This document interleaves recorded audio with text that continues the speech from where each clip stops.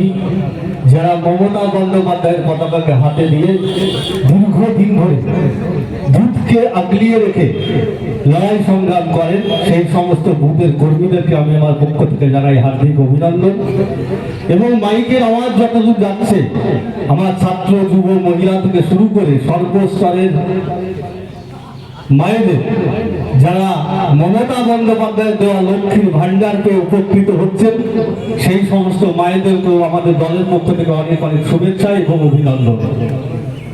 আপনারা অবগত রয়েছেন যে আমাদের কৃষ্ণনগর লোকসভা কেন্দ্রের প্রার্থী মাননীয় মহুয়া মৈত্রের সমর্থনে আজকে সাহেবনগর অঞ্চলে যে পথসভা, এই পথসভা সর্বাঙ্গীনভাবে আমাদের সার্থক হয়েছে।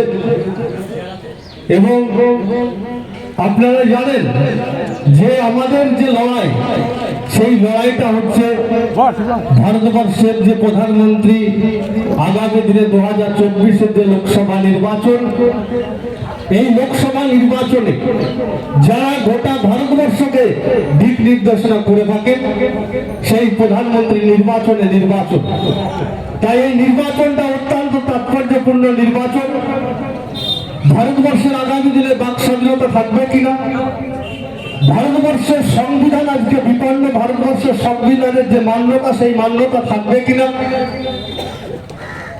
মানুষের যে রুটি রোজগার, মানুষের যে কথাবার্তা, সেই কথাবার্তা আগামী দিনে থাকবে কিনা, ভারতবর্ষের যে সর্বধর্মের মানুষ, সেই সর্বধর্মের মানুষের মধ্যে সমন্বয় এবং ঐক্য এবং সংহতি থাকবে কিনা, আগামী দিনে ভারতবর্ষের যে গণতন্ত্র, সেই গণতন্ত্র আগামী দিনে ঠিকঠাক চলবে কিনা, সেইটাকে নির্ধারণ করবার জন্যই এই লোকসভা নির্বাচন অত্যন্ত গুরুত্বপূর্ণ নির্বাচন। সেই নির্বাচনকে সামনে রেখেই আমাদের পথসভা।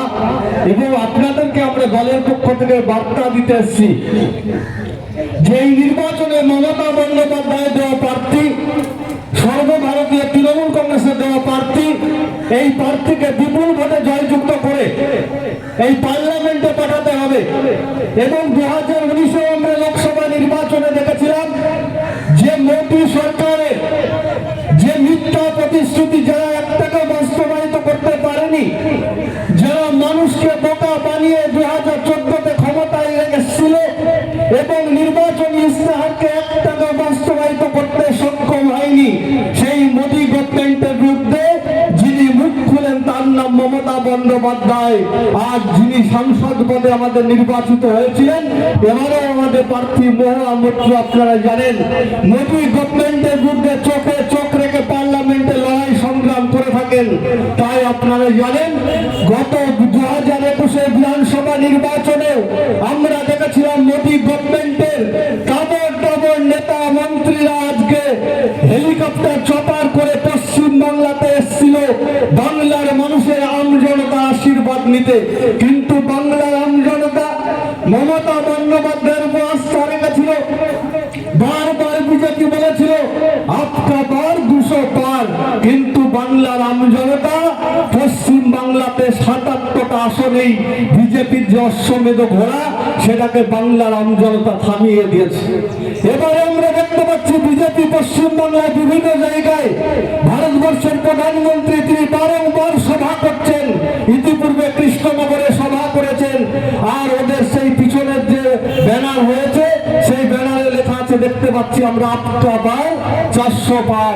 আমাদের প্রশ্ন, বাংলার আমজনতা মমতা বন্দ্যোপাধ্যায়ের সৈনিকরা প্রস্তুত রয়েছে আপনাদের অশ্বমেধ ঘোড়ায় এবারও থামিয়ে দেবে। আজকে সর্বভারতীয় সমীক্ষাতে দেখাচ্ছে যে ভারতবর্ষের বিজেপি গভর্নমেন্ট 215টার বেশি সারা ভারতবর্ষ তাদের সিট আসছে না, তাদের মেজরিটি সংখ্যক সিট আসছে না। আজকে তারা বিভিন্ন এজেন্সিকে ব্যবহার করছে, আজকে ইডি সিবিআই কে ব্যবহার করছে, আজকে এনআইএ এর মতো সংস্থা করে আজকে বিরোধী যে সমস্ত শক্তি রয়েছে, আজকে যারা মুখ খুলছে তৃণমূল কংগ্রেসের তাবর নেতাদেরকে, আজকে দিল্লির অরবিন্দ কেজরিওয়ালের মতো মুখ্যমন্ত্রীকে, আজকে হেমন্ত সোরেনের মতো মুখ্যমন্ত্রীকে, তাদেরকে আটকে রেখে তারা ভোট করবার চেষ্টা করছে। আমাদের তৃণমূল কংগ্রেসের পক্ষ থেকে প্রশ্ন, এত অস্ত্র থাকা সত্ত্বেও নির্বাচন কমিশনের আপনার হাতে, সিআরপিএফ জওয়ান আপনার হাতে সমস্ত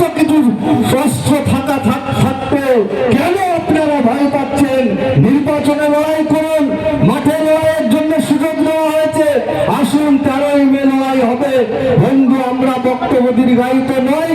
আর মাইকের আওয়াজ যতদূর যাচ্ছে, সিপিএম কমরেড বন্ধুদেরকে অনুরোধ করব, কংগ্রেস ভাইদেরকে অনুরোধ করব, ভোট কাটাকুটি ভাগাভাগি খেলা করবেন না। আর সাধারণ ভোটারদের কাছে আমার বিনীত অনুরোধ, ভোট যদি কাটাকুটি করে থাকেন তাহলে আখেরে বিজেপি গভর্নমেন্টের লাভ হবে, মাস দিয়ে বিজেপি জিতে যাবে, কেন্দ্রের নরেন্দ্র মোদীর হাত শক্ত হবে। কাজে সিপিএম কে একটা ভোট দেওয়া মানে বিজেপিকে ভোট দেওয়া, কংগ্রেসকে একটা ভোট দেওয়া মানে বিজেপিকে ভোট দেওয়া। তাই সাধারণ ভোটারদের কাছে আমাদের দলের পক্ষ থেকে অনুরোধ, একটিও ভোট নয়, বাংলাতে একটাই আওয়াজ, মমতা বন্দ্যোপাধ্যায়ের 42-42। তাই আসুন বাংলার দিশা আর ভারতের পথ, বাংলা দেখায় দেশের ভবিষ্যৎ। এই শপথ নিয়ে আমরা নতুন বাংলা গড়ার অঙ্গীকার নিয়ে আমি আমার বক্তব্য শেষ করছি।